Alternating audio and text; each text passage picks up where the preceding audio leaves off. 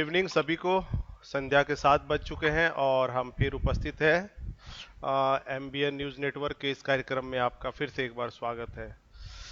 कार्यक्रम का आज का जो विषय है वो वर्तमान के जो हालात है उसको लेकर है। बहुत सारे राज्यों में लगातार चुनाव के परिणाम आए हैं और सोशल मीडिया जो आज बहुजनों की मीडिया है उसमें जो बहुजन समाज के लोग हैं वो अपनी प्रतिक्रिया देते हैं। अधिकतर प्रतिक्रिया बीजेपी को हराने से संबंधित रहती है। होना भी चाहिए, जिस सरकार से लोग आक्रोशित हो उसके खिलाफ लोगों को आवाज उठानी चाहिए और मन में कहीं ना कहीं संतुष्टि भी उनको आती है। लेकिन समझना बहुत जरूरी है कि जिस नीति के तहत आज भारतीय जनता पार्टी कार्य कर रही है, क्या जिस सरकार को लोगों ने हटाया 2014 में, उसमें और इसमें क्या मतलब अलग था? मतलब क्या वो अच्छी नीति लेकर आई थी, या क्या कांग्रेस जो चला रही थी वो बीजेपी कुछ अलग चला रही है क्या? एक तो ये बात है। दूसरा बात ये है कि कुछ राज्य ऐसे हैं जहां पे ना बीजेपी सरकार है ना कांग्रेस की सरकार है, या तो आम आदमी पार्टी है या तो तृणमूल कांग्रेस है। ऐसा हम देख सकते हैं। बहुजन समाज के लोग आज के तारीख में जो माइन्यूट, जो सबसे जो महीन, जिसको हम कहते हैं महीन जो समझ है, वो उसके समक्ष विकसित नहीं हुआ है, ऐसा हम समझते हैं जिस तरह का पोस्ट दिखाई देता है। क्योंकि वो सिर्फ यही सोचते हैं कि बीजेपी हार गई, ये सोचते हैं। उनका क्या हित है, समाज का क्या हित है, मूल निवासियों का क्या हित है, इस सरकार के आने से क्या हित है। टीएमसी के अगर हम बात करें तो बंगाल में शेड्यूल कास्ट के साथ, शेड्यूल ट्राइब ओबीसी मतलब मूल निवासियों के साथ जितना गलत व्यवहार, या कहे कि एक तरह से उनको पीछे रखने का षड्यंत्र चल रहा है, या उनके संबंधित नीतियां नहीं बनती है, उनके कल्याण के लिए नीतियां नहीं बनती है। लेकिन बीजेपी का जो हालात है पूरे देश में, उस आधार पे आपकी लोग आवाज भी चुनाव कट रही है सर। नहीं, क्लियर नहीं आ रही आपकी यहाँ आ आवाज। रहा है। उस हालात में जो है लोग खुश हुए। और हम अभी इसी विषय पर हम चर्चा करेंगे। हमारे हमारे सामने जो विषय है वो आपके सामने स्क्रीन पर है। वर्तमान चुनावी परिणाम में बहुजन मूल निवासियों का क्या? वर्तमान चुनावी परिणाम में बहुजन मूल निवासियों का क्या? इसमें जो पैनलिस्ट है हमारे साथ, मूल निवासी द्वारका जी हमारे साथ जुड़ेंगे, जो यूथ एक्टिविस्ट है रांची से, और साथ में हमारे साथ जुड़ेंगे People's Party of India Democratic के दीपक कुमार जी, दीपक कुमार दास जी जुड़ेंगे। ये दोनों हमारे साथ आज इस विषय पर चर्चा करेंगे। एक तो युवाओं के दृष्टिकोण से और राजनीतिक अनुभव जो रहा है लंबा द्वारका जी का, या सामाजिक जो आंदोलन रहा है, छात्र संघ के लीडर भी रहे हैं, रांची में हैं, और झारखंड का परिदृश्य हो चाहे पूरे देश का परिदृश्य हो, एक समझ विकसित हुई है। तो इन दोनों से हम जानना चाहेंगे कि जो मूल निवासी बहुजन समाज है, जो चुनावी परिणाम आज आ रहे हैं उसके क्या नुकसान क्या फायदे हैं। तो सबसे पहले मैं द्वारका जी के पास चलता हूं। द्वारका जी, आप हमें बताइए कि जो परिणाम आ रहे हैं, जो भी पार्टी जीत रही हो आज के डेट में, अभी हम देखें तो चाहे दिल्ली में आम आदमी पार्टी हो, चाहे केंद्र में बीजेपी हो, चाहे टीएमसी हो, चाहे कहीं कांग्रेस हो, आप इसको कैसे देखते हैं? बैकवर्ड क्लास के लिए फायदे और नुकसान को आप कैसे देखते हैं? जी द्वारका जी। जी सर। जी जय मूल निवासी। जी और जैसे कि आपका जो प्रश्न है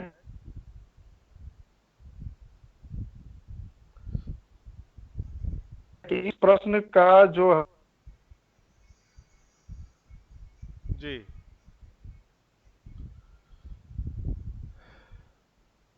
मैं बताना चाहता हूँ, बाबा साहेब को पहला गोलमेज सम्मेलन में जाने का मौका मिला और वो अंग्रेजों के सामने में गए, तो उन्होंने अंग्रेजों से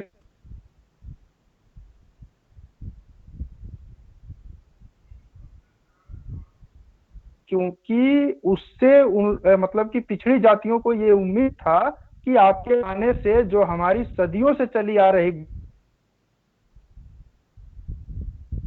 जिसे हम जी मंदिर में प्रवेश नहीं कर पाते, जिसको तालाब, सार्वजनिक तालाबों का पानी नहीं पी पाते थे, हमारे परछाई से लोग आते थे, तो ये सारे जो मामला था आपके आने से ठीक होगा। हुआ नहीं। कहने का मतलब ये है कि आप भी आए तो हम जो आवाज आपकी रुक देश रुक के में आ रही है ना द्वारका ही जी। आते तो बेहतर होता। हम्म।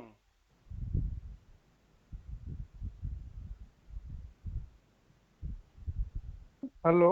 जी द्वारका जी बोलिए। वीडियो भी और आवाज दोनों आपका कम आ रहा है, रुक रुक के आ रहा है, बफरिंग हो रहा है। बोलिए द्वारका जी, देखते हैं।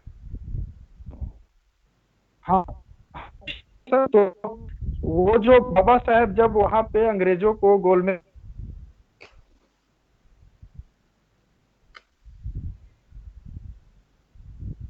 पूर्ण स्वराज दे दीजिए, हम समाधान स्वयं कर लेंगे। यही बात जो आज के चुनावी परिणाम में मूल निवासी बहुजनों के साथ है। वहां पे बाबा साहेब पिछड़ी जातियों का प्रयोग करते थे, वही इस देश का मूल निवासी है। और अभी जो हमारा प्रश्न है वो मूल निवासी बहुजनों का है। तो एसटी, एससी, ओबीसी और इससे कन्वर्टेड जो लोग हैं वही इस देश के मूल निवासी है। जी। तो कहने का मतलब यह है कि जो चुनावी परिणाम जो आए अभी, जो तत्काल में असम, केरल, पांडुचेरी, तमिलनाडु और पश्चिम बंगाल में आए, तो हम अगर बाबा साहेब के कोट को ही मान के अगर इधर आना चाहे तो अगर हम देखते हैं संविधान लागू होने के बाद से चलता आ रहा है। इस चीज को हमको समझना चाहिए। अगर हम पश्चिम बंगाल की ही बात करें तो 2017 में एक रिपोर्ट आया। उस रिपोर्ट में आप देखेंगे कि केरला, जिसको हम बोलते हैं कि सबसे एजुकेटेड स्टेट है और नंबर 1 है, तो केरला में जो एट्रोसिटीज का मामला है वो नंबर 1 पे है। और वहां पे जो शासन सत्ता जो चलता है लाल झंडा का, जिसको सीपीआई बोलते हैं। तो सीपीआई के राज्य में भी हमारे लोगों के साथ एट्रोसिटी का मामला सबसे ज्यादा है। मतलब पूरे भारत में केरल में एट्रोसिटीज का मामला नंबर 1 और वेस्ट बंगाल जो पश्चिम बंगाल है वो नंबर 2 पे है। ये बहुत बड़ी बात है। ये 2017 का रिपोर्ट है। मतलब जहां हमारे लोग ये खुशी मना रहे हैं कि यहाँ पे मतलब गैर भाजपा के लोग आ गए, गैर गैर कांग्रेस के लोग आ गए हैं, तो हमारा मूल निवासी बहुजन जिसको बोलते हैं वो बढ़ता चला जा रहा है। तो ऐसा नहीं होगा। वहां पे केरला नंबर 1 है एट्रोसिटीज में, और पश्चिम बंगाल नंबर 2 पे है, और हरियाणा तीसरे नंबर पे है। तो ये हमको समझना चाहिए। और इन लोगों पे एलिगेशन भी इस स्टेट पे लगा हुआ है कि जो एट्रोसिटीज होता है ये स्टेट गवर्नमेंट कभी भी सही रिपोर्ट भारत सरकार को या कमीशन को ये लोग नहीं देते हैं। दूसरा क्या है कि एससी, एसटी, ओबीसी और इससे कन्वर्टेड माइनॉरिटीज का जितना भी वेलफेयर का काम है ये गवर्नमेंट कभी भी सही तरीके से जो मूल निवासी बहुजनों तक ये कभी भी नहीं पहुंचाते। तो ये हमें बहुत ही बारीकी से समझना चाहिए। और यही हम नहीं समझ पा रहे हैं, जिससे कारण हमारे साथ एरोसिटी की घटना बढ़ती ही जा रही है। अभी आप तत्काल में देखे होंगे त्रिपुरा का मामला को भी जाति जला रहा है। ये होता है कि इसमें कहा बरकरार है, और बरकरार होने के बावजूद आज हमारे लोगों को जो करना चाहिए वो नहीं कर रहे हैं। दूसरा मामला है कि अगर तमिलनाडु करें तो तमिलनाडु को अगर हम देखें तो वहां पे डीएमके की सरकार है, और डीएमके की सरकार वहां पे विचारधारा का मामला आता है क्योंकि वहां पेरियार है। अब डीएमके की चर्चा इसलिए इस पैनल में करने की आवश्यकता है क्योंकि डीएमके का कहा गया कि उसका जो अभी प्रशांत किशोर देश में जो चल रहे हैं, प्रशांत किशोर ने उन्हें कहा कि आप अपने जो कैंडिडेट दिए हैं उसमें ब्राह्मण जाति को आप ज्यादा से ज्यादा सीट दे दीजिए ताकि आपको ब्राह्मण जातियों का सपोर्ट मिल जाएगा। तो जो स्टालिन है, जो करुणानिधि के पुत्र हैं, उन्होंने कहा मैं ऐसा कुछ नहीं करूंगा, और जो मेरा लिस्ट है बैकवर्ड से भरा है वही लिस्ट को मैं लेके चुनाव लूंगा। और आज आप देखिए कि परिणाम वहां पे क्या आया। जो मूल निवासी की जो पार्टी है वहां पे जीत के आया। तो कहने का मतलब है कि एक प्रशांत किशोर आता है और हमारे लोगों को डिस्टर्ब करता है, तो हमें विचारधारा से परिपूर्ण होके आना चाहिए स्टालिन के जैसे, तब जाके हम सत्ता में आ सकते हैं। ये हमारे लिए बहुत बड़ी सबक है। और ये डीएमके की चर्चा और तमिलनाडु की चर्चा आप देखे होंगे कि मेन स्ट्रीम मीडिया है वो कभी उन्होंने नहीं कभी नहीं करते। दिखाया कि प्रशांत किशोर ने ये सलाह दी। राइट। तो ये बहुत बड़ी बात है, क्योंकि जिस चीज को दिखाना चाहिए वो चीज दिखा रहा है। तमिलनाडु कोई छोटा स्टेट नहीं है, वो विचारधारा से परिपूर्ण है। अगर वहां सीट की बात करें तो वहां पे 234 सीट्स है, मतलब 234 सीट है, और पश्चिम बंगाल में 292। लेकिन पूरे देश के मीडिया का फोकस पश्चिम बंगाल में था, क्योंकि वहां पे जो रूलिंग पार्टी जो थी, जो टीएमसी, वो भी ब्राह्मण की, और बीजेपी जो विपक्ष में आया वो भी ब्राह्मण का। तो अगर बंगाल का खेल को अगर हमको, तो बंगाल के खेल को अगर हम देखेंगे तो जैसे कांग्रेस, इससे पहले आप अगर इसको समझना है तो जैसे केरल और तमिलनाडु का जब चुनाव था तो वहां पे राहुल गांधी बहुत उधर जाते थे, कभी मछली मार रहे हैं, कभी खाना खा रहे हैं उन लोगों के साथ। तो ये आपको समझना होगा कि लाल झंडा, जिसको लाल झंडा को तोड़ने के लिए कांग्रेस जाता है। कांग्रेस जहां जहां पहुंचेगा उसके पीछे भाजपा, मतलब जिसको बोलते हैं कट्टर हिंदुत्ववादी विचारधारा जाएगा। आज जहां पे अगर देखा जाए, खैर बहुजनों की तो पश्चिम बंगाल में कोई आधार ही नहीं है, बात ही नहीं है, वहां पार्टी ही नहीं है। और जहां पे बीजेपी 0 सीट लाना चाहिए था, वहां पे आज 70 सीट पश्चिम बंगाल में ला रहा है। इसलिए वहां पे बीजेपी की हार नहीं कर सकते हैं। अगर इस बार वो सीएम नहीं है तो अगले बार वो आ जाएगा। इस चीज को भी बहुजनों को समझना चाहिए। तो हाँ, इस चीज की चर्चा कभी नहीं हो रही है। और जो हमारा तमिलनाडु में जो वैचारिक है, पेरियार के आंदोलन का, पेरियार जो है वो हिंदुत्व के विचारधारा और ब्राह्मणी जो पद्धति है उसके अगेंस्ट में है। और इस चीज का चर्चा कभी नहीं हो रहा है कि मूल निवासी जो आइडियोलॉजी है उस पे पूरा तमिलनाडु वर्क कर रहा है। और तमिलनाडु की अगर आप घोषणा पत्र पढ़ेंगे तो तमिलनाडु का घोषणा पत्र जिसको बोलते हैं, अब ये राम मंदिर और जितने भी नन इशू है उस पे नहीं है। तमिलनाडु का अगर घोषणाएं जो है, मैनिफेस्टो है, वो वहां के लाइफ स्टाइल, मतलब कि जिसको बोलते हैं राजनीति का, अगर हम देखें तो राजनीति का सीधा अर्थ होता है कि किसी भी मनुष्य का मतलब सार्वजनिक जीवन उत्थान हो, चाहे वो सामाजिक हो आर्थिक हो। तो सामाजिक और आर्थिक उत्थान की मैनिफेस्टो तमिलनाडु में लागू होता है।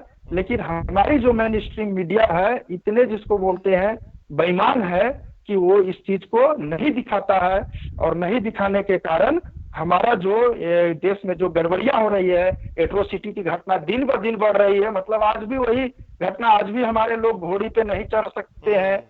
आज भी जिसको बोलते हैं शमशान घाट में हमारे लोगों को जो ऊंची जातियां बोलते हैं उसके समक्ष जलाने नहीं दिया जाता है। आज भी पानी पीने को लेके कुआं में मारपीट हो रहा है। तो ये जो यथास्थिति बनी हुई है इस पे हमको विचार करना चाहिए कि क्या ये चुनाव परिणाम से हमारा ये स्थिति सुधरेगा। और दूसरी बात ये है कि अगर हम विचारधारा का बात करें तो तमिलनाडु में ही हम बात करें तो तमिलनाडु में डीएमके और एआईडीएमके ये दोनों जो है पेरियार से ही निकले हैं।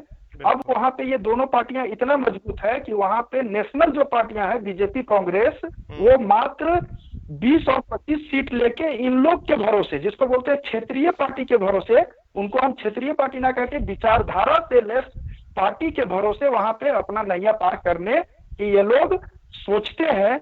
और अगर आप मतलब इससे निष्कर्ष निकालना चाहेंगे तो इससे यही निष्कर्ष निकलता है कि मूल निवासी बहुजनों का उत्थान सिर्फ हमारे मूल निवासी महापुरुषों के विचारधारा को लेकर चलने से ही होगा, ना कि जो चुनावी परिणाम है वो हम उसको देख के खुश होने से होगा। तो जी सर, ये जी जी, इतना बहुत ही। बहुत धन्यवाद जी। बहुत ही विस्तार पूर्वक आपने जो महत्वपूर्ण बातें हैं वो बताई। ओवरऑल भारत का एक आपने राजनीतिक जो परिदृश्य वो रखा। दर्शकों से खेद है कि द्वारिका जी का वीडियो स्मूथली नहीं चल रहा है, लेकिन उनकी जो आवाज़ है वो हम तक पहुंच रही है। चलिए, हम आशा करते हैं कि नेक्स्ट में उनका वीडियो ठीक हो जाएगा। द्वारिका जी से आग्रह है कि आप फिर से एक बार ज्वाइन करिए। हम अभी चलते हैं दीपक जी के पास। दीपक जी, आप हमें बताइए, People's Party of India Democratic के आप स्टेट लेवल के आप पदाधिकारी हैं, आपने लोकसभा चुनाव भी लड़ा है धनबाद जो एरिया है वहां से, लोकसभा से। ये हमें बताइए कि 2014 में लोग बहुत खुश थे कि कांग्रेस को हराना है और घर घर मोदी, हर हर मोदी। ये लोगों ने किया। चुनाव परिणाम भी आए, भले वो जो भी हो, उसके बैकग्राउंड में जो भी रहा हो, ईवीएम रहा हो, लोगों का आक्रोश रहा हो, जो भी रहा हो, एक पूर्ण बहुमत से बीजेपी आ गई। हाँ, आज फिर वो लोग, जो लोग कांग्रेस से व्यथित थे, जबकि आप देखिए कि जो हालात कांग्रेस के टाइम में थे, महंगाई बढ़ा हुआ था, गैस का रेट हो, मतलब लोग त्राहिमाम त्राहिमाम थे हर तरफ से, आज फिर बीजेपी पूरे भारत में त्राहिमाम त्राहिमाम की अवस्था वो लोग कर रहे हैं। लेकिन कहीं ना कहीं लोगों के मन में एक सॉफ्ट कॉर्नर बनता जा रहा है, हाँ, कांग्रेस के प्रति। आप इसको कैसे देखते हैं? ये तो बहुत खतरनाक है जी।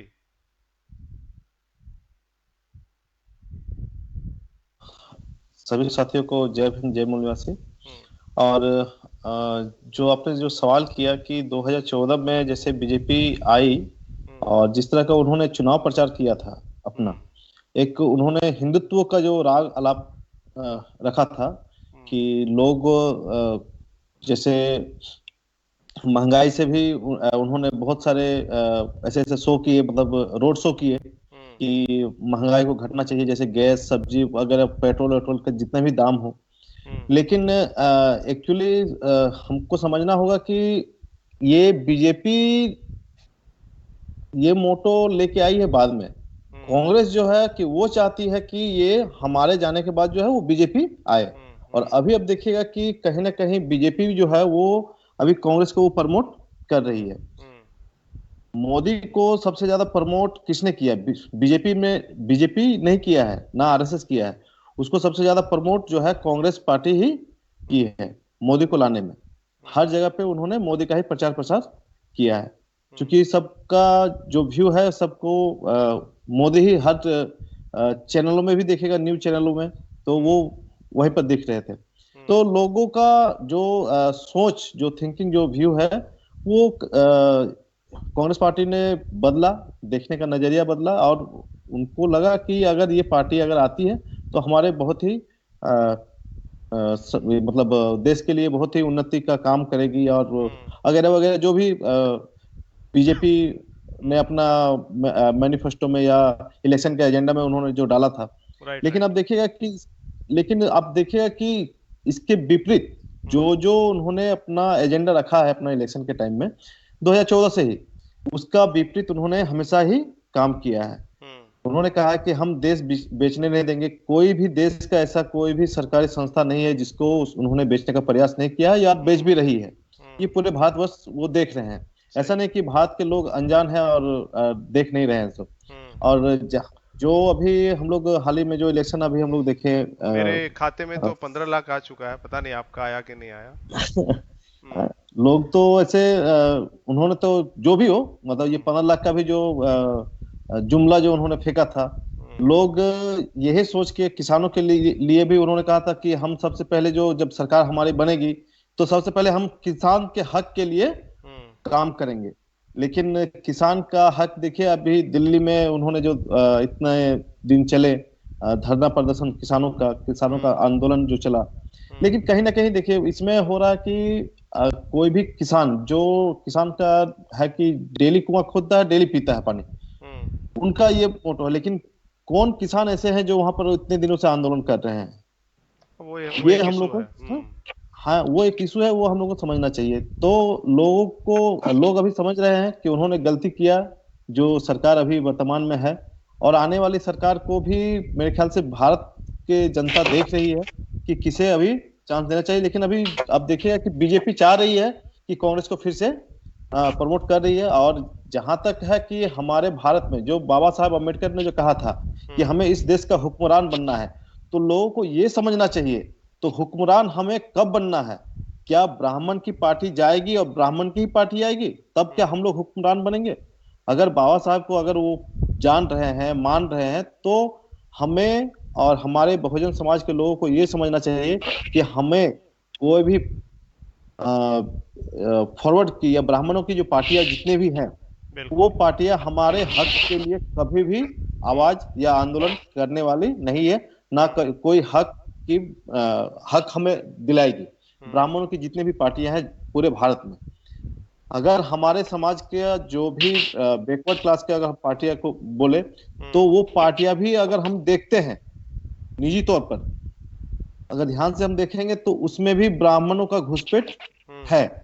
तो वो पार्टियां भी हमारे बहुजन समाज के लिए वो हित की नहीं है, क्योंकि जो भी लोग हमारे देश में, जो हमारे समाज के लोग हैं जो ब्राह्मणों की पार्टियों में हैं और वो अपने आप को बहुजन समाज के लोग बोल रहे हैं, तो कहीं ना कहीं आप ये देखिएगा कि पूरे भारत में जो भी घटनाएं घट रही है, चाहे वो एसटी समाज के हो, चाहे एससी समाज के हो, चाहे ओबीसी समाज के हो या माइनॉरिटी समाज के हो, लेकिन बहुजन समाज के ओवरऑल अगर देखा जाए कि कहीं भी उन लोग के ऊपर किसी भी तरह का अगर घटनाएं घट रही है तो हमारे जितने भी सांसद हो बहुजन समाज के, चाहे विधायक हो, वो एक लफ्ज भी उसके विरोध में नहीं बोलते हैं।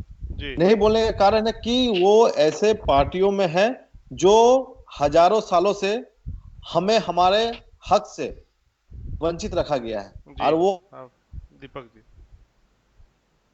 हाँ दीपक जी, हाँ रोकना चाहेंगे दीपक जी। द्वारका जी, आपका वीडियो ठीक हो गया, हम आपसे हम सवाल दीपक हाँ, जी फिर हम आएंगे आपके पास। जी बीच में कनेक्शन आपका रुक गया था, आ नहीं रहा था आवाज। द्वारका जी, मुझे सुन पा रहे हैं आप? हेलो। हाँ, आपकी आवाज नेटवर्क का कुछ इशू है, खैर कोई बात नहीं। ये बताइए द्वारका जी, आपकी आवाज तो आ ही रही है। जो इतिहास रहा है बैकवर्ड क्लास का, जब शेड्यूल कास्ट फेडरेशन बाबा साहब बनाए थे तो उस वक्त वो अच्छी खासी सीट से जीत कर आए थे, एक दब्बा बना था उनका पहली बार चुनाव में। फिर उसके बाद जो पूना पैक्ट का जो हाल हुआ एक अलग बात है, लेकिन आप जो बहुजनों का इतिहास जो आप समझते हैं, चाहे बीएसपी हो, चाहे लालू यादव, चाहे जो भी हो, हाँ, उसको आप कैसे देखते हैं? कौन सा चीज हमें सीखना चाहिए जी बहुजन समाज को? द्वारका जी। जी सर, अगर बहुजन समाज को, अगर इसको बोलते हैं कि बाबा साहेब से अगर स्टडी करते करते मान्यवर साहब को भी पढ़ते हुए आए हैं, और बीएसपी, आरजेडी, एसपी और जितने जन पार्टियां हैं, चाहे वो जेएमएम हो, अगर इन लोगों से अगर हमें सीखने की जरूरत है तो सबसे पहले जो है प्रतिनिधित्व। अगर जो आंदोलन था कि जिन वर्गों को प्रतिनिधित्व नहीं मिला है उन वर्गों को प्रतिनिधित्व, चाहे वो राजनीति में हो, नौकरी में हो, शिक्षा में हो, हर एक जगह। और अगर राजनीति की बात करें, पार्टियां की बात करें, तो बीएसपी, आरजेडी और भी जितनी पार्टियां हैं, अगर तो जब इन्होंने प्रतिनिधित्व और विचारधारा को लेके चला, उस समय ये पार्टियां उफान पे थी। और जैसे इन पार्टियों ने किसी एक पार्टी को प्रतिनिधित्व शुरू दिया, तो इनकी जो, जिसको बोलते हैं, इनका मतलब कि घटाव, मतलब कि इनका जो है के इन लोगों से आवाज आपकी बिल्कुल कट रही है द्वारका जी। ये आवाज क्लियर नहीं आ रही है आपकी, ये एक समस्या है। नेट का कुछ इशू लग रहा है कि कम नेटवर्क। कुछ वाईफाई वगैरह का अगर हेलो, अभी आवाज जा रहा है सर? हाँ बोलिए बोलिए, आ रही है, बोलिए।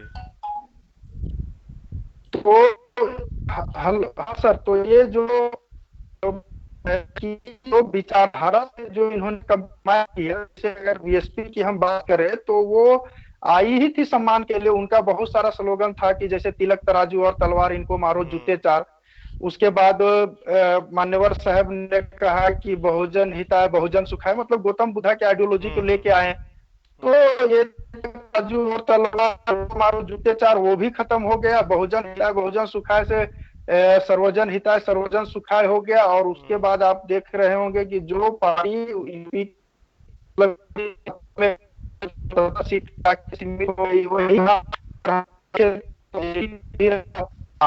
जब आया तो उन्होंने कहा, लेकिन जैसे वो रतन आया तो वही साथ इन्होंने दोस्ती कर लिया। तो यहाँ पे जो मूल निवासी उन्होंने किया, तो इस है कि हमारा जो था कि मूल निवासी बहुजनों का उत्थान कैसे हो, और इन पार्टियों को इसी उद्देश्य से बनाया गया था या बनाए लोग कि मूल निवासी बहुजनों का जो एससी ओबीसी और इससे कन्वर्टेड माइनॉरिटी है उनका उत्थान। लेकिन इसे उत्थान का जो तरीका, मतलब कि बहुजन ही बहुजन का शोषण करने लगा। और इस बड़ी जो जिसको बोलते हैं एक कमी रहा इन पार्टियों में, वो था कि डेमोक्रेटिक लीडरशिप नहीं था। और भारत में कभी भी वैसी पार्टियां नहीं चलेगी जिसमें डेमोक्रेटिक लीडरशिप नहीं हो, मतलब कि आप एक बार हैं तो दूसरे बार आप उस गद्दी को छोड़ दीजिए, चाहे साल में, 2 साल में, 5 साल में। लेकिन यहाँ क्या हुआ कि सुप्रीमोवाद आया, मतलब जो चेयर को पकड़ा रहा, अध्यक्ष जो बना रहा वो अध्यक्ष बनता ही चला गया, और ये तानाशाह की ओर बढ़ गया। मतलब लोकतंत्र को राजतंत्र की तरह, मतलब कि वो बोल दिया कि ये कार्यकर्ता मेरा नहीं है तो उसको हटा दिया जाए। तो ये जो आया तो इससे मूल निवासी बहुजनों का शोषण हुआ। तो इन बातों को हम समझना चाहिए। और भारत में जिसको बोलते हैं अभी अभी का अगर दौर देखा जाए तो अभी डेमोक्रेटिक लीडरशिप के साथ आइडियोलॉजिकल, मतलब विचारधारा से लैस पार्टी की अति आवश्यकता है। और ये जब तक नहीं आएगी तब तक ये जो षड्यंत्रकारी जो पार्टियां हैं, बीजेपी हो, कांग्रेस हो, और जितने भी स्टेट पार्टियां हैं जिसको वही लोग चला रहे हैं, इससे मूल निवासी बहुजनों का उत्थान नहीं होगा। अगर आप देखेंगे तो आप देखिए यूपी में सबसे ज्यादा एट्रोसिटीज का मामला है, बिहार में सबसे ज्यादा एट्रोसिटीज का मामला है। आज वहां के सीएम अगर से जिसको मंदिर में जाते हैं जीतन मांझी, तो उनको धोया जाता है। यूपी में अखिलेश यादव जब सीएम से हटते हैं जाता है। तो हमारा सामाजिक उत्थान कहाँ पे हुआ? सीएम के साथ ये हश्र हो रहा है। तो आप समझ सकते हैं कि हमारा जो वैचारिक रूप से उत्थान होना चाहिए था, सामाजिक रूप से उत्थान होना चाहिए, वो जो भी पार्टियां हैं वो नहीं कर पा रही है। इसलिए हमें विचारधारा की भी आवश्यकता है। और विचारधारा जैसे आएगी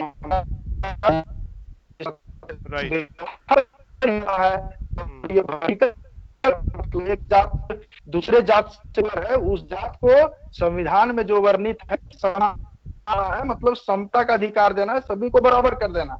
लेकिन आज भी वो ये नहीं बोलता है कि मैं भारत का नागरिक हूँ, वो बोलता है मैं भारत का इस जाति का हूँ। ये बोलने में वो गर्व महसूस करता है।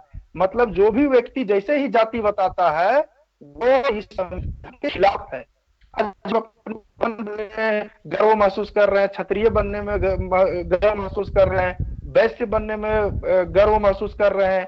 बहुत सो आप देख रहे होंगे कि जो जिसको बोलते हैं रोड में चलते आपको दिख जाएगा कि गर्व से कहो हम ये हैं। गाड़ियों में बहुत सारे जाति सूचक लगे होते हैं। तो इससे देश का भला नहीं होगा। और ये काम जो है पार्टियों को करना था जो राजनीति में थे, लेकिन ये इसे नहीं कर पा रहे हैं क्योंकि इन्होंने कभी विचारधारा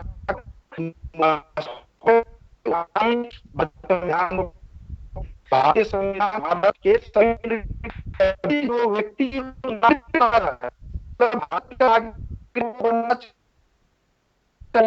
शूद्र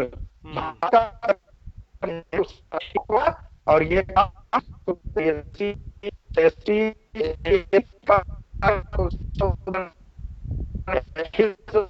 उसने के बाद उसका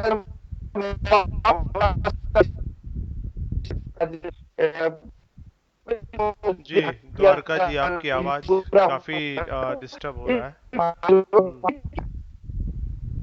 आवाज आपकी एकदम क्लियर नहीं आ रही है द्वारका जी। स्थिति है वो बहुत ही बुरा। जी सर जी। हाँ, नेटवर्क का दिक्कत है। फिर हम इस विषय को लगाएंगे तो आपसे ये जो आज का विषय है, जो सवाल है, हम फिर ये आपसे एक बार फिर लेंगे। फिर हम आगे बढ़ते हैं और दीपक के पास आते हैं। एक और दर्शकों के लिए एक बहुत महत्वपूर्ण एक जो देख रहे हैं आप स्क्रीन में, इसको आप समझिए। घर में सुरक्षित रहिए और एक मतलब बुलंद रहिए। डर जो है, डर से बड़ा कोई वायरस नहीं और हिम्मत से बड़ा कोई वैक्सीन नहीं। इसको भी हमको समझना चाहिए, अपने मन में हमेशा ये ध्यान रखना चाहिए। डर का बाजार चल रहा है, घर में सुरक्षित रहिए और हिम्मत बनाए रखिए। हल्का फुल्का अगर बुखार हो तो तुरंत हमें ये नहीं सोचना चाहिए कि हम उससे ग्रसित हो गए हैं। चलिए हम चलते हैं अभी दीपक के पास। दीपक जी आप बताइए कि राजनीतिक मंच से कौन से उपाय बहुजनों के लिए किए जाने चाहिए। हाँ ऐसे बहुत सारी बातें द्वारिका जी बता रहे थे, लेकिन ये दर्शकों से भी खेद है कि उनकी बातें हम सुन नहीं पा रहे हैं। दीपक आप बताइए कि कौन सी बातें राजनीतिक मंच से बहुजन समाज के हित में किए जाने चाहिए जी। जी जो अभी हम लोग देख रहे हैं, और जो बाबा साहब ने कहा है कि अगर हमें राजनीतिक मंच से लोगों को जो देना चाहिए, वो तो सबसे पहले एजुकेशन है। हम्म। अगर घर घर में हमारे बहुजन समाज को अगर फ्री जो हम्म। शिक्षा जो है वो अगर पहुंचती है, और हमारे समाज के लोग इसमें बढ़ चढ़ के अगर रहते हैं, तो शिक्षा से बड़ा कोई हथियार नहीं है पूरे दुनिया में। तो अगर इसमें हमारे जितने भी बहुजन समाज के लोग हैं, अगर राजनीतिक के थ्रू ही बोलिए या राजनीतिक के द्वारा जो हम लोग करना चाहते हैं, तो सबसे पहले जो शिक्षा का जो हथियार है वो हम लोग घर घर पहुंचाना चाहते हैं। वो हम्म। लोग लोगों को अगर ज्ञान की प्राप्ति होती है, तो जैसे बाबा साहब अम्बेडकर का भी कहना, उसके पहले हम्म। गौतम बुद्ध ने भी कहा था कि बाबा साहब के जैसे थॉट है कि शिक्षा शैली का वो दूध है जो जो पिएगा वो हम्म। दहाड़ेगा।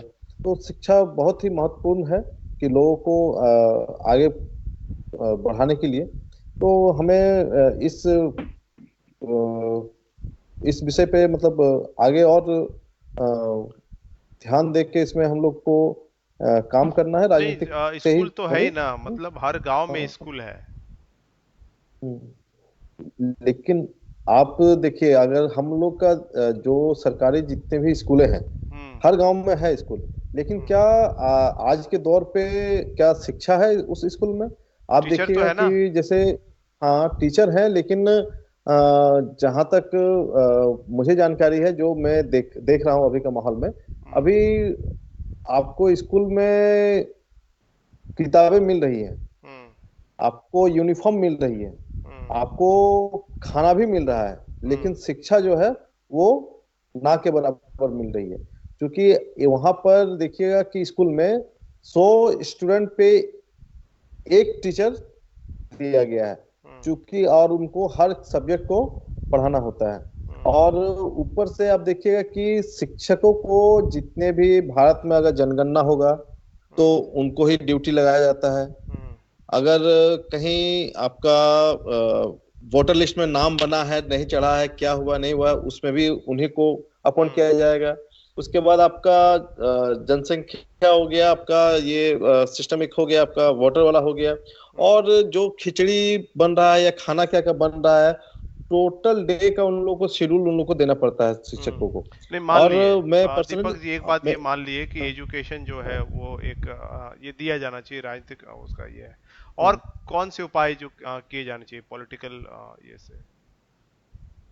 देखिए शिक्षा तो हो गया, एक नौकरी भी हो गई। कहा कि हम्म। जो जिस तरह का बहुजन समाज के लोग जो निचले तबके में रहते हैं, जो बाबा हम्म। साहब का भी सपना था कि अगर हम रिजर्वेशन या आरक्षण के थ्रू अगर उनको हम एक समान रखना चाहते हैं भारत में, तो उनको नौकरियों में भी आरक्षण के माध्यम से उनको एक बराबर देना चाहिए। उनको आरक्षण जो है पॉलिटिकल में भी चाहिए, तो एक है ही। पॉलिटिकल में भी चाहिए। अगर हम आरक्षण की बात करते हैं, तो चार तरह का आरक्षण है। पॉलिटिकल रिजर्वेशन चाहिए, रिजर्वेशन इन एजुकेशन में चाहिए, एजुकेशन में आपका फिर रिजर्वेशन आपका प्रमोशन में चाहिए, हम्म। तो एम्प्लॉयमेंट में भी चाहिए। तो ये सब चीजें अगर हम नौकरी में भी अगर हम आरक्षण के माध्यम से अगर बराबरी अगर हम चाहते हैं, तो जो तबका नीचे है, अगर उसको हम समाज में एक बराबर का दर्जा देना चाहते हैं, तो उनको हमको नौकरी में भी प्रतिनिधित्व तो देना चाहिए। जी। लेकिन आप देखिएगा कि लोगों को शिक्षा से और नौकरी से हम्म। आपको प्रतिनिधित्व तो वहीं पर मिलेगा जहां पर सरकारी संस्थाएं रहेंगी। हम्म। लेकिन आप देखिए वर्तमान में जो भी सरकारें हैं अभी, और इसके हम्म। पहले भी जो भी सरकार थी, हम्म। वो ही जो है प्राइवेटेशन लाई है। 90 के बाद से ही प्राइवेटेशन शुरू हो गया है ज्यादातर, और हम्म। उसको पूरी तरह से जो है जोर शोर से उसको बंद किया जा रहा है सरकारी संस्थानों को। प्राइवेट में किया जा रहा है। अगर प्राइवेट संस्थाएं अगर लॉस में है तो उसको बेच क्यों रही है? ये बहुत बड़ा सवाल है कि उसको बेच क्यों रही है गवर्नमेंट। लेकिन कहीं ना कहीं अगर आपको प्रतिनिधित्व के बराबर, अगर भारत के एक बराबर आपको समानताएं देने के लिए अगर आपको सरकारी में नौकरी चाहिए, तो इसके जो आप रिजर्वेशन से जो आप आ रहे हैं, आरक्षण के माध्यम से आ रहे हैं, तो कहीं ना कहीं उसको सरकार जो है, जो ब्राह्मणों की सरकार है, वो इतिहास भी आप पढ़ के देख लीजिएगा, तो उसमें उन्होंने कभी नहीं चाहा है कि बहुजन समाज के लोग कभी उनके बराबर आए। तो वो लोग कहीं ना कहीं इसी माध्यम से उस चीज को बेच रही है कि अगर आप रिजर्वेशन भी लीजिएगा तो गवर्नमेंट सेक्टर में आप ले नहीं पाइएगा, क्योंकि वो प्राइवेट में चल जा रही है। प्राइवेट में तो आपको मिलेगा नहीं, गवर्नमेंट रहेगा तब ना आपको मिलेगा। तो ये लोगों को समझना चाहिए, हमें ऐसे मजबूत सरकार बनाना चाहिए। मैं बार बार यही कह रहा हूं कि लोग क्षेत्रीय से निकल के राष्ट्रीय में आना चाहिए। जो राजनीतिक दल जो बहुजन समाज के हित में काम कर रही है उसको सपोर्ट करना चाहिए, उसको पहुंचाना चाहिए, तभी आपका हक जो है आपको मिलेगा।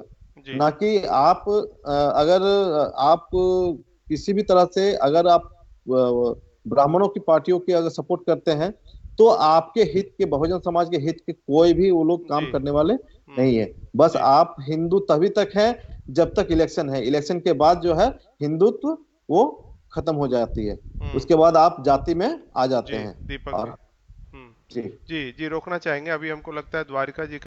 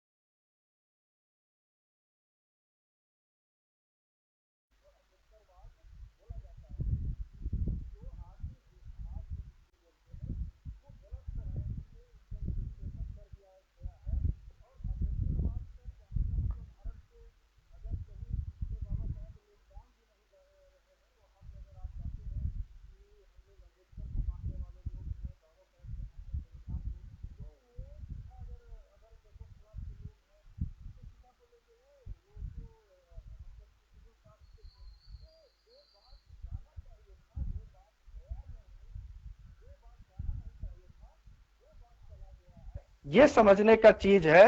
कहने का मतलब ये है कि भारत कभी भी एक तरह के लोगों का नहीं रहा है। इसीलिए यहाँ पे कोई भी काम करने में, मतलब सामाजिक काम करने में कठिनाई आता है। कहने का मतलब ये है कि बुद्धिज्म या अम्बेडकरवाद का हम बात करें तो अम्बेडकरवाद क्या है, वो इंसान को इंसान बना। लेकिन जो हिंदुज्म का जो जिसको बोलते हैं बेस है, वो क्या है, वो मनु स्मृति है। और मनु स्मृति आप देखेंगे तो वहां पे इंसान और इंसान के बीच में विभेद है। तो जब इन दोनों के बीच में टकराव है, ऐसा नहीं है कि मनु स्मृति के मानने वाले लोग इस देश को छोड़ के चले गए हैं, वो भी दिन रात इस देश में षड्यंत्र कर ही रहे हैं। और जब उनका जिसको बेस ही है कि वो इंसान नहीं बनने देना है, इसी कारण उन्होंने ब्राह्मण क्षत्रिय वैश्य शूद्र का, जिसको बोलते हैं, इंसानों के बीच में विभेद लाया। और शूद्र का क्या हक था, ये तो पूरे भारत के लोगों को पता ही है, लेकिन पता नहीं वो एक्सेप्ट क्यों नहीं कर रहे हैं। शूद्र का मतलब होता है निस्वार्थ भाव से अपने तीनों, जो वैश्य है, क्षत्रिय है और ब्राह्मण है, उन तीनों वर्णों का निस्वार्थ भाव से सेवा करना। ये समझिए ये कितना बड़ा, जिसको बोलते हैं एक इंसान को दूसरा इंसान जानवर से भी, जिसको बोलते हैं बदतर जीवन जीने को मजबूर कर रहा है। और आज भी ये भारत में हो रहा है, लेकिन इस चीज को लोग नहीं समझ रहे हैं। लोग भी नहीं समझ रहे हैं, और जो राजनीतिक पार्टियां 90 के दशक में आई वो भी इस चीज को नहीं समझी।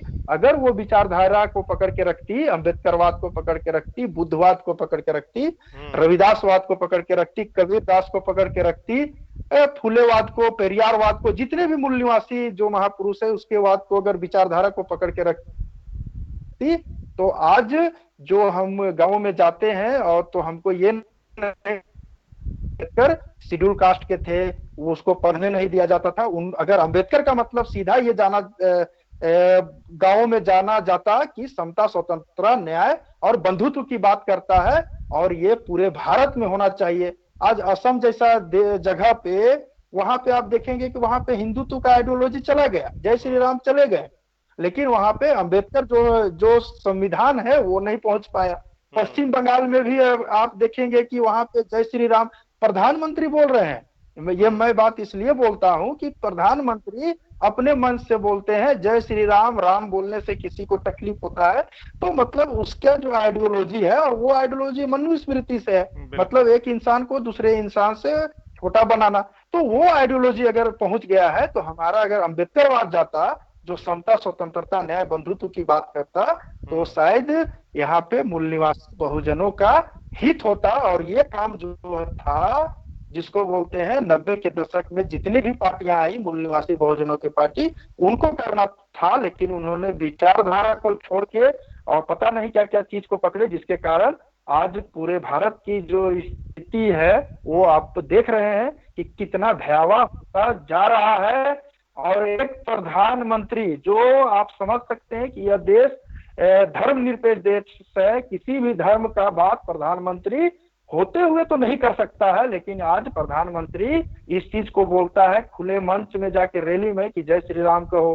राष्ट्रपति जब शपथ लेता है तो वहां जय श्री राम का नारा लगता है। ये संविधान के खिलाफ है, और जो संविधान के खिलाफ है वो देशद्रोही उसी को बोला जाता है। लेकिन पता नहीं हमारे देश के लोग क्या समझते हैं, जो संविधान के खिलाफ है वही असली देशद्रोही है। और हर दिन यहाँ पे संविधान के खिलाफ कार्य हो रहा है, अम्बेडकरवाद के खिलाफ कार्य हो रहा है, और करने वाले लोग वही मनुस्मृति पे मानने वाले लोग हैं।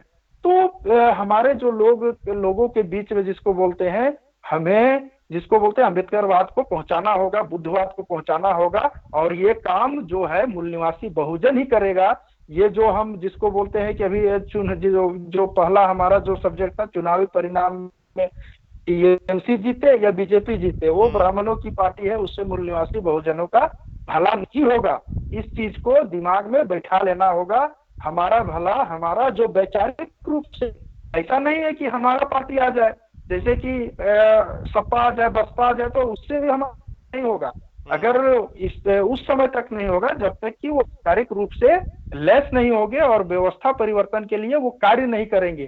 तो हमें वैचारिक रूप से जिसको बोलते हैं सुदृढ़ पार्टी की आवश्यकता है, तब जाके हमारा उत्थान होगा। और हमारा जो लड़ाई है, बाबा साहेब ने जैसे बोला बुद्धिज्म मतलब कि समता, स्वतंत्रता, न्याय, बंधुत्व और हिंदुत्व के बीच में है। ऐसा नहीं कि हमारा लड़ाई हमारे लोगों से है, ऐसा भी नहीं है। यहाँ पे एक जो इंसान बनाने वाले लोग हैं और एक इंसान नहीं बनाने वाले लोगों के बीच में लड़ाई है। और अभी दुर्भाग्य यह है कि जो इंसान नहीं बनाना चाहते हैं उसी के पास सारा शक्तियां हम लोगों ने दे दिया।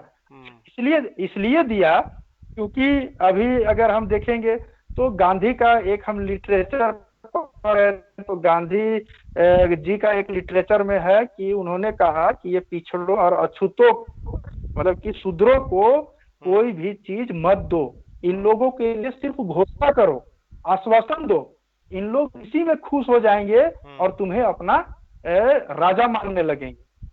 मतलब इन लोग को देना नहीं, सिर्फ घोषणा करो कि हम सत्ता में आएंगे तो आपको 4 रोटी मिलेगा, आपके बच्चे पढ़ेंगे, आपके जो घरों में अच्छी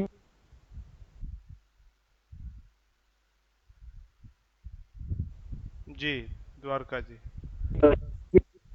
जो जो ये है गांधी का जो विचार है, उसको आप समझ सकते हैं। और अगर आगे आप देखेंगे कि तो तिलक, यही जो तिलक है, उन्होंने क्या कहा, मतलब इसी बात को मैं बताता हूँ। उन्होंने कहा कि तेलिकम कुंभट खाती कुर्मी और पाटीदार विधिमंडल में जाकर क्या हल चलाएंगे। कहने का मतलब है कि भारत की जितनी पिछड़ी जातियां हैं, उसको तिलक ने जब उधर जिसको बोलते हैं गोलमेज सम्मेलन में, जब बाबा साहेब एडल्ट फ्रेंचाइज मतलब वयस्क मताधिकार का जब अधिकार लेके आ रहे थे, तो उस समय तिलक को ये बर्दाश्त नहीं हुआ और उन्होंने 1918 में अथनी मतलब महाराष्ट्र में एक जगह है, वहां पे खुले मंच में कहा कि ये तेली तंबोली कुंभट खाती कुर्मी और पाटीदार मतलब संसद में जाके क्या हल चलाएंगे। तो आप ये समझ सकते हैं कि इन लोगों का थॉट किस प्रकार है। ये आज भी वही मनु स्मृति को मान रहे हैं, जो मनु स्मृति इस देश के बहुजन मूल निवासियों को ना शिक्षा देना चाहता है, न धन अर्जित करने का अधिकार देना चाहता है, और ना जो सम्मान है वो देना चाहता है। तो ये जो जी पहले तो दिमाग में ये बैठा लेना है कि हमारा लड़ाई जो आर्य विदेशी है, जो इस देश के मूल निवासियों की लड़ाई नहीं चाहते, उसके साथ है। और दुर्भाग्य है कि सत्ता भी उनके पास है, तो हमें कैसे लड़ना है। मीडिया उसका है, आज जुडिशरी उसका है, एक भी जो फैसले हैं वो बहुजनों में नहीं है। संविधान आज जिसको बोलते हैं बहुत कम फंक्शन कर रहा है। संविधान को अगर आप पढ़ेंगे तो जिसको बोलते हैं कि अगर आप जानकार हैं तो आंख से आंसू ही आएगा कि संविधान हर दिन मर रहा है और हम लोग कुछ नहीं कर पा रहे हैं, और उसका मनु स्मृति हर दिन मजबूत हो रहा है और उसमें भी हम कुछ नहीं कर पा रहे हैं। तो ये बहुत ही सोचने का और विचार का प्रश्न है, और एमबीएन न्यूज नेटवर्क को हम धन्यवाद देते हैं कि ये बहुत बड़ी शुरुआत है। हमारा जो मेन स्ट्रीम मीडिया है वो हमारा नहीं है, ये बहुजनों का मीडिया, सोशल मीडिया है। इसको आप सुनिए और देखिए, इस मीडिया से आपको कभी भी घाटा नहीं होगा, फायदा ही होगा। और अगर आप इस जिसको चैनल को, न्यूज को सुनते हैं तो समाज हमारा बनेगा। तो जी सर। जी जी, बहुत बहुत धन्यवाद। हम फिर आएंगे आपसे, अंतिम संदेश आपसे लेना है और कुछ बातें जो आप पहले बताए हैं, आज का जो हालात है उसको भी आप एक बार दोहराएंगे। हम दीपक जी के पास आते हैं, फिर आपके पास आएंगे। दीपक जी ये बताइए कि बहुत सारे राज्यों में, अगर हम झारखंड की ही बात करें तो हमारा मुख्यमंत्री है, बिहार में भी हमारा मुख्यमंत्री है, लेकिन वो परिवर्तन नहीं दिखाई दे रहा है जो बीएसपी में एक बार दिखाई दिया, मतलब वो नहीं दिखाई दे रहा है। ऐसा क्यों है? हमारा मुख्यमंत्री है, लेकिन हमारे हित में जो स्पेशली कोई रास्ता होना चाहिए कि भाई ठीक है, आदिवासी का ही मुख्यमंत्री है तो आदिवासियों का ही एक बड़ा कल्याण होना चाहिए। लेकिन यही झारखंड में लोग, आदिवासियों का दुर्गति है, यहाँ से लोग उनको हिंदू बना रहे हैं, वनवासी कल्याण केंद्र, कोई उनकी जमीनें छीनी जा रही है। ऐसा क्यों है दीपक जी? जी देखिए, 2011 में जो जनगणना हुई थी झारखंड में, तो उसमें टोटल आबादी जो है अभी आपका 3.19 करोड़ है झारखंड का, 2011 के हिसाब से। तो उसमें जो है अनुसूचित जनजातियों की जो पॉपुलेशन है वो 86,45,042 का है, और अनुसूचित जातियों का जो है वो तकरीबन आपका 27 लाख के लगभग है, और ओबीसी समाज के जो है वो 27%, मतलब लगभग 85 लाख के लगभग ओबीसी समाज के लोग हैं झारखंड में। तो आप देखिएगा कि इतने पॉपुलेशन होने के बावजूद भी झारखंड में जो राजनीतिक पार्टी अभी बनी है, और इसके पहले की अगर हम बात करें काशीराम साहब की, तो काशीराम साहब के ही आंदोलन से ये पार्टियां अभी पूरे भारत में, जो काशीराम साहब ने जो काम किया था, तो उसके ही एवज में ये सब पार्टियां, क्षेत्रीय पार्टी जितने भी है, बिहार में है, यूपी में हो या आपका झारखंड में हो अभी, तो ये सब पार्टियां बनी जो बहुजन समाज के नाम पर बनी। लेकिन इस पार्टियों को लीड जो है वो ब्राह्मणी तंत्र कर रही है। कैसे? तो ऐसा मीडिया कैसे के मान सकते हैं? लालू यादव उधर है, शिबू सोरेन इधर है, नीतीश कुमार है। जी जी। तो इनके देखिए, इनके पार्टियों में भी ब्राह्मण है। अगर जिस पार्टी में ब्राह्मण है वो बहुजन समाज की पार्टी नहीं हुई, ना ही ना वो ओबीसी समाज की हुई। अगर आप लालू यादव की पार्टी की बात कर रहे हैं, रामविलास पासवान जी की पार्टी के आरजेडी हो, जेडीयू हो, इस सब के अगर लोजपा हो, जेएमएम हो, तो इस सब पार्टियों में भी जो है, चलिए जो क्या कहें इसको, सुप्रीमोवाद जिसको कहा जाता है एक तरह से, मतलब हम ही हैं, all in one. Lalu Yadav ji हैं उधर तो हम ही हैं, इधर हेमंत सोरेन है, शिबू सोरेन है तो हम ही हैं, उधर आपका नीतीश कुमार तो है तो हम ही हैं। रामविलास पासवान का देखिए आप, रामविलास पासवान बहुजन समाज के बहुत ही बड़े नेता थे, लेकिन आज वो हमारे बीच में नहीं रहे। तो क्या है उनकी पार्टियों का कोई अभी अस्तित्व लगभग ना के बराबर में है। तो आप देखिएगा कि जो भी हमारे बहुजन समाज के जो भी नेता हैं, उस पार्टियों में ब्राह्मणीकरण है, ब्राह्मण का ही जो वर्चस्व है। और ये लोग पार्टी झारखंड में ही अभी जो जेएमएम की सरकार बनी है, तो इसमें कांग्रेस के साथ गठबंधन करके बनी है, तो कांग्रेस है ब्राह्मण की पार्टी है, तो ब्राह्मण जैसा चाहेगा उसको वो उसी तरह का कर रहे हैं। एक तरह से शिबू सोरेन, हेमंत सोरेन का एक स्पीच आता है, पेपर में भी वो दिया था कि आदिवासी हिंदू नहीं है, लेकिन उसके नेक्स्ट दिन ही जो भी रोड में जो साइड स्क्रीन लगा हुआ रहता है, उसमें उनको दिखाया जा रहा है कि वो शिवलिंग को पूजा करते हुए उनको दिखाया गया है। यहाँ पर सरना धर्म के बारे में आदिवासी आंदोलन कर रहे हैं, लेकिन जो जिस राज्य के मुख्यमंत्री खुद इस सब चीजों को मान रहे हैं, तो वो हिंदुत्व को ही वो लोग लागू करना चाहते हैं। और हिंदुत्व को कौन लोग लागू करना चाहते हैं? जो ब्राह्मण है, जो मनुस्मृति को लागू किए हुए थे भारत में पहले, हमारे संविधान लागू होने से पहले, 1950 से पहले। तो मनुस्मृति के ही माध्यम से जो भी हो, वो लोग वही रूल और रेगुलेशन फिर से कायम करना चाहते हैं। द्वारके जी ने सही कहा कि ये संविधान रोज मर रहा है, लेकिन उसको हमारे जो जिसको हम लोग अपना प्रतिनिधित्व बना के पहुंचा रहे हैं, विधानसभा पहुंचा रहे हैं, लोकसभा पहुंचा रहे हैं, लेकिन वो संविधान के साथ में या संविधान के लिए कोई कार्य नहीं कर रही है। जो भी कार्य वो लोग कर रही है, संविधान के विपरीत ही कार्य कर रही है। जो और आने वाले दिन में अगर हमारे समाज के लोग अगर ये समझ जाए, अगर हमारे बहुजन समाज के लोग अपने आप को बिकने वाला समाज ना बनाए, तो बहुजन समाज का ही सरकार जो है पक्ष में और विपक्ष में दोनों ही जगह पे रहेंगे, चाहे वो क्षेत्रीय में भी होगी और आपका राष्ट्रीय में भी होगी। जी मनोज जी, बहुत बहुत धन्यवाद। हम द्वारका जी के पास एक बार आ रहे हैं, अंतिम हम पड़ाव में हैं, हमारा समय भी समाप्त हो गया है। जो बात आप शुरू में जो सवाल था उसको जोड़ते हुए, द्वारका जी, जो हालात है, क्यों बहुजन समाज खुश हो रहा है टीएमसी, क्योंकि उस वक्त आपकी आवाज बहुत कट रही थी और बहुत महत्वपूर्ण बातें जो मुझे समझ में आ रही थी वो है, तो आप उसको जोड़ते हुए आज का जो विषय है उसका क्या संदेश होगा? जी द्वारका जी। जी सर, तो जैसे हमारा जो शुरू का जो प्रश्न था कि चुनावी परिणामों से बहुजन समाज को क्या फायदा और क्या नुकसान है, तो इस प्रश्न को जो जवाब जो हमने जिसको देना चाहिए कोई भी, तो बाबा साहेब जब गोलमेज सम्मेलन में पहली बार गए हैं, तो पहली बार जब बाबा साहेब गोलमेज सम्मेलन में गए तो अंग्रेज से वो यही बात कहते हैं, भारत में पिछड़ी जातियां के लोग आपको इसलिए साथ दिया था, मतलब भारत में इसलिए आपको साथ दिया क्योंकि उनको ये लगा कि आपके आने से जो पिछड़ी जातियों की जो दास्तां है, हजारों वर्ष की दास्तां, वो आप खत्म करेंगे। लेकिन आने से भी हमारी जो दास्तां और गुलामी की जो जंजीरें थी वो नहीं टूटी। तो आपके रहने या ना रहने से हमें जब कोई बेनिफिट ही नहीं है, तो हमें पूर्ण स्वराज चाहिए, ये बाबा साहेब।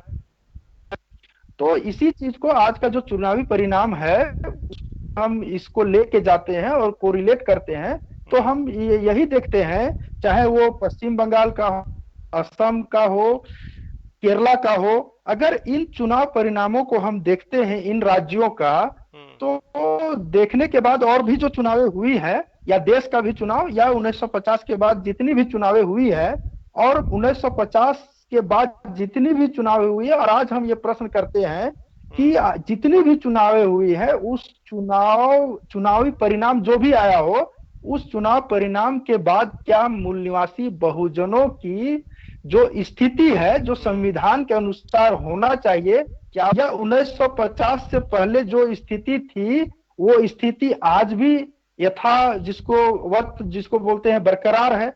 यदि बरकरार है तो हमारे लिए चुनावी परिणाम नहीं हुए, इस बात को हमें समझना चाहिए। अब इसी को हम देखते हैं एट्रोसिटी का मामला।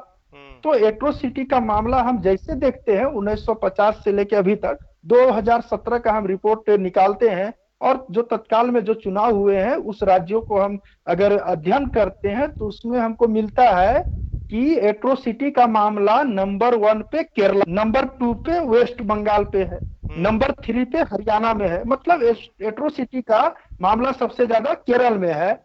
और यहाँ के लोगों को ऐसा लगता है कि जो सीपीआई मतलब लोकल लैंग्वेज में लाल झंडा है, वो इस तरह का माहौल बनाता है कि ये मूल निवासी बहुजन मतलब पूरे भारत के लोगों के हित पे काम करता है। अगर ये पूरे भारत, द्वारका जी, हाँ लाल सलाम, हाँ हाँ लाल सलाम, अगर ये पूरे ही भारत के लोगों के हित में काम करता तो केरल एट्रोसिटी के मामला में नंबर 1 क्यों? वहां पे लिटरेसी भी बहुत ज्यादा है। तो कहने का मतलब यह है कि जिसकी जहां पे जितनी लिटरेसी है वहां पे जातिवाद उतना ही ज्यादा होता है। इसीलिए बाबा साहेब ने इन जिसको बोलते हैं ब्राह्मणों को कलम कसाई कहा। ये हमको समझना चाहिए कि बाबा साहेब ने इन लोगों को कलम कसाई क्यों कहा, क्योंकि ये ऐसा नहीं है कि कलम चलाने के लिए सीख गए तो ये ईमानदार हो गए। ये बौद्धिक बेईमान लोग हैं और ये कलम से हत्या करते हैं। ऐसा केरल में जो 2017 का जो रिपोर्ट है उससे। अब रही बात वेस्ट बंगाल की, वो नंबर 2 पे है। और इन लोगों पे नेशनल जो जिसको बोलते हैं कमीशन है, राष्ट्रीय कमीशन, और जो केंद्र सरकार है, उन लोगों ने एलिगेशन लगाया कि आप लोग सही से हमको जानकारी भी नहीं देते हैं वहां पे एट्रोसिटी मामला होता है। मतलब इतने बदमाश यहाँ पे स्टेट गवर्नमेंट अभी तक चला है। इससे बंगाल का बात करें तो टीएमसी ममता बनर्जी, मतलब वहां पे 2017 में वही थी। वहां पे इतने एट्रोसिटी हुए और उसकी जानकारी केंद्र सरकार को भी नहीं दिया गया। केरला में भी वही हुआ। तो कहने का मतलब यह है कि हमें इस पे ज्यादा खुश होने की जरूरत नहीं है, क्योंकि बाबा साहेब जो गोलमेज पर सम्मेलन में जो प्रश्न पूछे आज भी वो प्रश्न बचा, मतलब कि यथावत है। अगर आप देखेंगे तो त्रिपुरा में आप डीएम का आप पूरे देश में जो हल्ला हुआ उसको आप देख सकते हैं कि डीएम इसलिए सस्पेंड हो रहा है क्योंकि यादव जाति का है। और वो यादव जाति का होते हुए यादव जाति ब्राह्मण को मार दिया, उसको बता दिया गया कि ये नहीं होगा। यहाँ पे अभी डायरेक्ट नहीं तो इनडायरेक्ट मनुस्मृति ही चल रहा है। खैर उन्होंने यादव जो डीएम है उन्होंने समझा और संविधान को सर्वोपरि मान के बहुत सारी बातें लिखा। दूसरा आईआईटी खड़गपुर को आप देख लीजिए, मतलब जहाँ पे इतना पढ़ा लिखा लोग है जातिवाद वहां पे उतना ही ज्यादा है। ये समझने का चीज है। और ये चुनावी परिणाम से हमें खुश होने की कोई जरूरत नहीं है। और इससे इसलिए खुश नहीं होना कि हमारा एट्रोसिटी इससे घटेगा नहीं, बढ़ रहा है। और दूसरी अगर हम इसको दूसरे एंगल से देखें तो जो जिसको बोलते हैं हिंदुत्व की आइडियोलॉजी जहां पे नहीं जाना चाहिए उधर भी पहुंच रहा है। ये देश के लिए और ही खतरनाक है। आज अगर जिसको बोलते हैं कि बंगाल में ये 77 सीट लेके आ रहा है तो आने वाला समय में ये सीएम होगा। और बंगाल में अगर ये सीएम होगा तो आज हमारा ये हश्र है, तो आने वाला समय में जब वो सीएम होंगे और केंद्र में होंगे तो हमारा क्या हश्र होगा ये आप इमेजिन कर सकते हैं। दूसरा अगर हम बात करें तो ये चुनाव परिणाम में अगर कोई खुशी का जिसको बोलते हैं थोड़ा सा अगर हम लोगों को बहुजन मूल निवासी को झलक मिला तो वो तमिलनाडु से मिला। वो तमिलनाडु से इसलिए खुशी का झलक मिला, लेकिन ये मेन स्ट्रीम मीडिया नहीं दिखाया। इसलिए मिला क्योंकि वहां पे पेरियारवादी लोग हैं, जो डीएमके पार्टी है, जो करुणानिधि के जो पुत्र हैं, वो वहां पे पूर्ण बहुमत से आ रहे हैं। और मजे की बात यह है क्योंकि वो उनका जो प्रशांत किशोर जो आज पूरे देश को ऐसा लगता है कि वही चला रहे हैं, कितने बड़े रणनीतिकार हैं, तो प्रशांत किशोर स्टालिन को ये सजेशन देते हैं कि आप ऐसा करिए कि बैकवर्ड को जितना आप टिकट दिए हैं बैकवर्ड के टिकट को कम करिए और ब्राह्मणों की टिकट आप बढ़ा दीजिए, इससे आपको ब्राह्मण वोट आ जाएगा। तो स्टालिन ने कहा जी जारी कर दिया है, उसी पे चुनाव लड़ेंगे और वो चुनाव जीत के आए। इससे ये साफ जाहिर होता है कि वहां पे लोग वैचारिक रूप से मजबूत है। और जो ये देश मेन स्ट्रीम मीडिया है उधर उसका कोई भी जिसको बोलते हैं हवा नहीं है, झूठ का प्रोपेगेंडा उधर नहीं चल रहा है। जी। दुखद समाचार मिला, क्योंकि जिसको बोलते हैं पेरियार कहने का मतलब है कि हिंदू आइडियोलॉजी के टोटली अगेंस्ट उन्होंने आजीवन, जिसको बोलते हैं हिंदू आइडियोलॉजी, मतलब कि जिसको हिंदुज्म के कारण जो हमारे लोग शोषित हुए उसी के खिलाफ उन्होंने आंदोलन चलाया।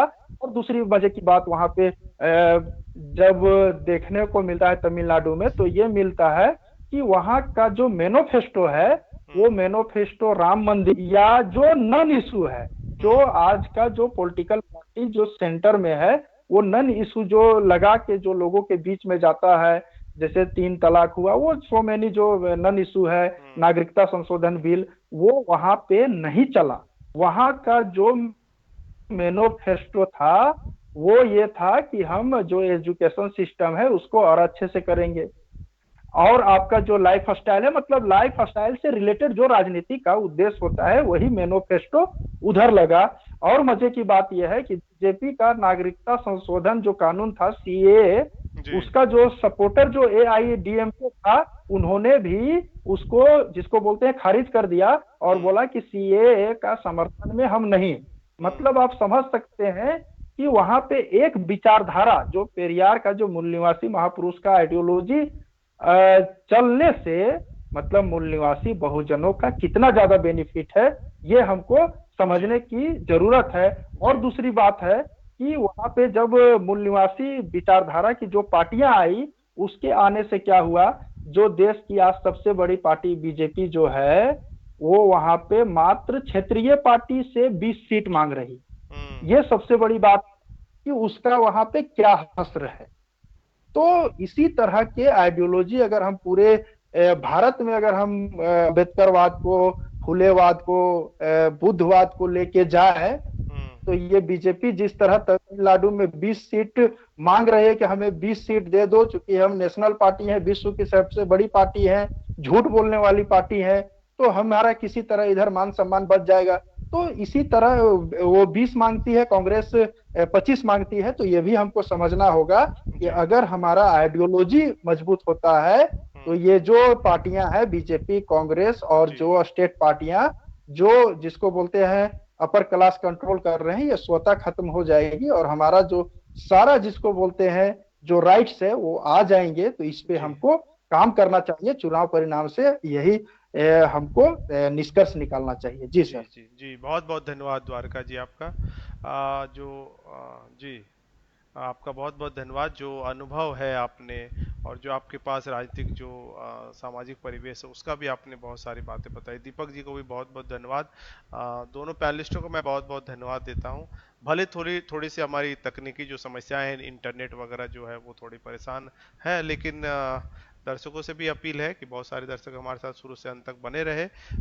हम फिर रोज हम कोशिश कर रहे हैं कि इस तरह के जो मुद्दे हैं जो बहुजन समाज के हित में है, उसमें इतिहास है, वर्तमान है, भविष्य है, इन सभी चीज़ों सभी मुद्दों को एक साथ हम कोशिश कर रहे हैं लाने का। हमारे साथ बने रहिए। और अभी जो हालात है उसके भी दृष्टिकोण से आप डरे नहीं, स्वस्थ रहे और हिम्मत बनाए रखें। विपत्ति है वो आज न कल तो टल ही जाएगी। अगर डरेंगे तो वो ज़्यादा समस्याएं पैदा हो सकती है। हिम्मत का सामना करने से हम हर चीज़ से लड़ सकते हैं। दोनों पैनलिस्टों का और सभी दर्शकों का मैं बहुत बहुत धन्यवाद अदा करता हूं। फिर हम कल आपसे ठीक संध्या 7 बजे फिर मिलेंगे नए विषय के साथ और नए पैनलिस्टों के साथ। तब तक के लिए इजाजत दीजिए। सभी दर्शकों को धन्यवाद। जय भीम, जय मूल्यवासी, जय संविधान, जय भारत। जय भीम, जय मूल्यवासी, जय भारत, जय संविधान।